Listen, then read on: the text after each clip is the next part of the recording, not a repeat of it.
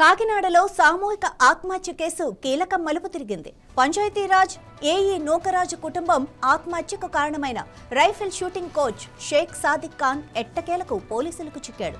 ఢిల్లీలో 5 రోజుల గాలింపు తర్వాత అతన్ని పోలీసులు అదుపులోకి తీసుకున్నారు. ఈ కేసులో అనేక సంచలన విషయాలు వెలుగులోకి వస్తున్నాయి. సౌజన్యతో సన్నిహితంగా ఉండి ఆమె ప్రైవేటు వివరాలను ఉపయోగించి వేధింపులకు పాల్పడినట్లు ఆరోపణలున్నాయి. నూకరాజు కుటుంబం ఆత్మహత్య లేఖలో సాదిక్ ఖాన్ నిందించడం గమనార్హం. ప్రస్తుతం పోలీసులు సాదిక్ ఖాన్ కాకినాడకు తీసుకురానున్నారు.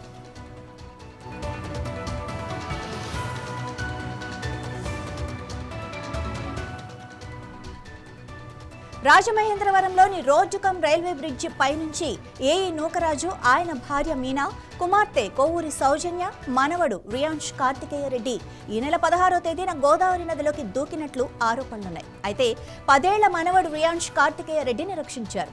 నూకరాజు, ఆయన కుమార్తె సౌజన్య రాసిన ఆత్మహత్య లేఖలో షేక్ సాదిక్ ఖాన్ వేధింపులే తమ కుటుంబం ఈ తీవ్ర నిర్ణయం తీసుకోవడానికి కారణమని స్పష్టం చేస్తున్నారు. సౌజన్య ప్రైవేటు వివరాలను, ఫోటోలను ఉపయోగించి సాదిక్ ఖాన్ బ్లాక్మెయిల్ చేసినట్లు ఆరోపణలున్నాయి. అంతేకాదు ఆస్తిపాస్తులు, బ్యాంకు ఖాతాలపై నియంత్రణ సాధించాడని, మత మార్పిడికి ఒత్తిడి చేశాడని కూడా ఆ లేఖలో ఉంది.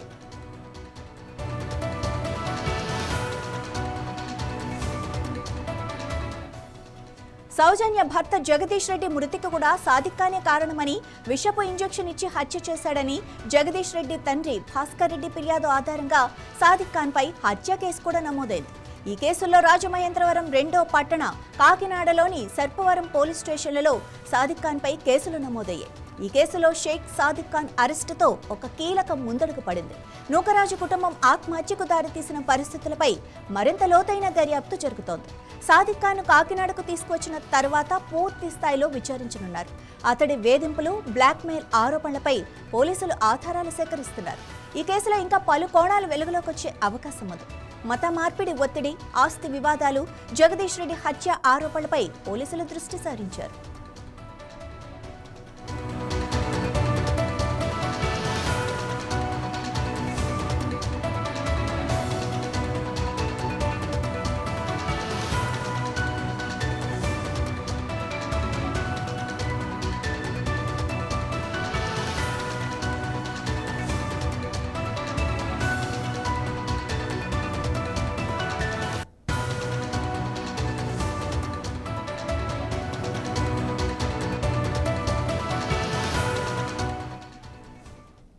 ఇదే విషయానికి సంబంధించి మరింత సమాచారం మా ప్రతినిధి వర్మ అందిస్తారు.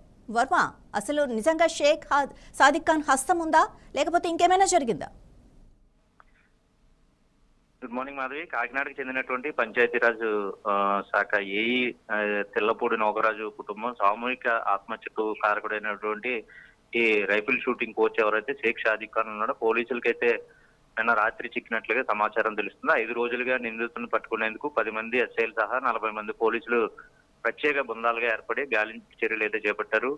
నిన్న పక్కా సమాచారంతో ఢిల్లీలో చేపట్టినటువంటి తనిఖీల్లో సాదిక్ అయితే పట్టుబడినట్లుగా తెలుస్తుంది. అతన్ని రేపటికల్లా కాకినాడ తీసుకొచ్చే అవకాశాలు ఉన్నట్లుగా పోలీసు ఉన్నతాధికారులు అయితే చెప్తా ఉన్నారు. రాష్ట్రంలో సంచలనం కలిగించినటువంటి ఇంజనీర్ నూకరాజు కుటుంబ ఆత్మహత్య, అలాగే అతని అల్లుడు జగదీశ్వర్ రెడ్డి మృతి వెనక కూడా సాదిక్ ఉన్నాడన్న కోణాలపై పోలీసులు అయితే ప్రస్తుతం విచారించనున్నారు. నూకరాజు కుమార్తె ఎవరైతే సౌజన్యంతో సన్నిహితంగా ఉంటూ ఆమె ప్రైవేటు విషయాలు, ఫోటోలతో బెదిరింపులకు దిగి పుట్టుక కూడా కుటుంబం మొత్తాన్ని వేధించడంలో అంతా కలిసి ఈ నెల ఏదైతే 16వ తేదీన అర్ధరాత్రి గోదావరి నదిలో దూకారో ఆ విషయాన్ని అంతకుముందే నూకరాజు పుట్టుక కూడా ఒక లేఖ రాసి మరణ వాంగ్మూలంగా అందరికీ వాట్సాప్ లో కూడా పోస్ట్ చేసినటువంటి పరిస్థితులు మనం చూసాం. తన భర్తకు విషం ఇచ్చి సాదిక్ చంపేశాడని, తనను కూడా పూర్తిగా తన ఏదైతే ఇస్లాం మతంలోకి మారాలని ఒత్తిడి చేశాడని సౌజన్య పేరుతో కూడా మరో లేఖ అయితే దొరకడం జరిగింది. ఈ రెండింటిని ఆధారంగా చేసుకుని రాజమండ్రి 2 టౌన్ పోలీస్ స్టేషన్, అలా కాకినాడ సర్పవరం పోలీస్ స్టేషన్ లో సాదిక్ పై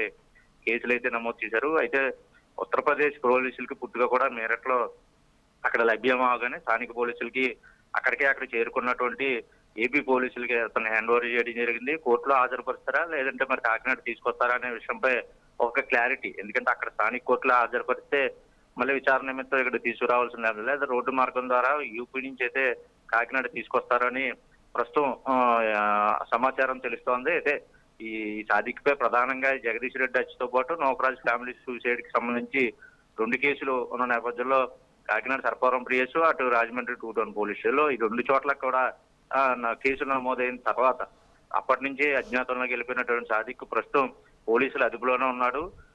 రోడ్డు మార్గం ద్వారా అతన్ని రేపు సాయంత్రానికల్లా కాకినాడ తీసుకొచ్చే అవకాశాలు ఎక్కువ ఉన్నాయి. ఇక్కడికి తీసుకొచ్చిన తర్వాత విచారణ చేసి ఆ తర్వాత పూర్తి వివరాలు వెల్లడి చేస్తామని ఏదైతే కాకినాడ జిల్లా ఎస్పీ బిందు మాధవ్ అయితే చెప్తా ఉన్నారు.